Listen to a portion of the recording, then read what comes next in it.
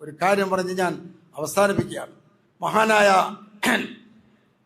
ഞങ്ങൾ ദാറുൽ ഉലൂമിൽ കഴിഞ്ഞിരുന്ന കാലത്ത്, ദൗറത്തുൽ ഹദീസിൽ കഴിഞ്ഞിരുന്ന കാലത്ത്, ഞങ്ങൾ പ്രധാനമായും മാണിയൂർ അഹമ്മദ് മൗലവി അടുത്ത കാലം മരിച്ചുപോയ ഒരു വലിയ മഹാനാണ്.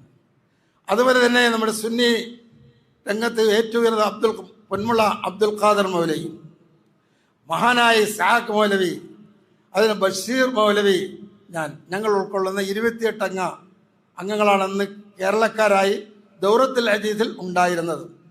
അങ്ങനെ ഞങ്ങൾ ദൗറത്തുൽ ഹദീസിൽ പഠിച്ചിരുന്ന കാലത്ത് മഹാനായ നദ്വി സാഹിബ് നവറല്ലാഹു ബറക്കതഹു അവിടെ സന്ദർശകനായി വന്നു. സന്ദർശകനായി വന്നപ്പോൾ മദ്രസയിൽ ഖാരി മുഹമ്മദ് തയ്യിബ് സാഹിബ് നവറല്ലാഹു ബറക്കതഹു അദ്ദേഹത്തിന്റെ കാലമാണ്, അദ്ദേഹം മുഹത്തമീമാണ്. അദ്ദേഹത്തിന്റെ ആഭിമുഖ്യത്തിൽ അദ്ദേഹത്തിന് സ്വീകരണം നൽകാൻ വേണ്ടിയുള്ള തീരുമാനം ഉണ്ടായി.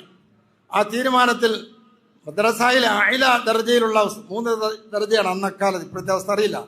അയില ഔസത്ത് അദിന, അയില ദർജയിലുള്ള ദൗറത്തുൽ ഹദീസിലെ ഉസ്താദന്മാരും ദൗറത്തുൽ ഹദീസിലുള്ള 2800 പേർ, ഞങ്ങൾ അന്ന് 2800 പേരാണ് ദാഖലയുള്ളവർ. ഈ ആളുകളെ മാത്രം ഒരുമിച്ച് കൂട്ടി സ്വീകരണം നൽകപ്പെടുണ്ടായി.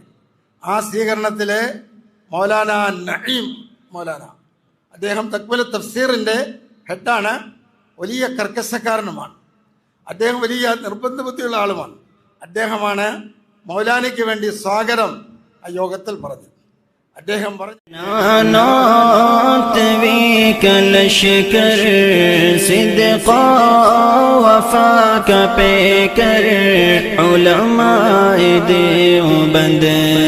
उलमाए देवबंद हक़ गो